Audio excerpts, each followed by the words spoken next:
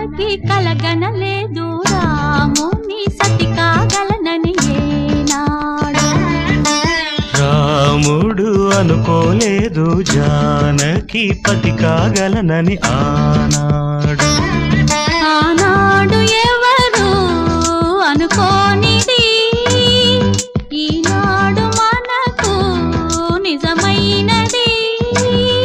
ఆ రామాయణం మన జీవన పారాయణం. రాముడు అనుకోలేదు జానకి పతి కాగలనని ఆనాడు.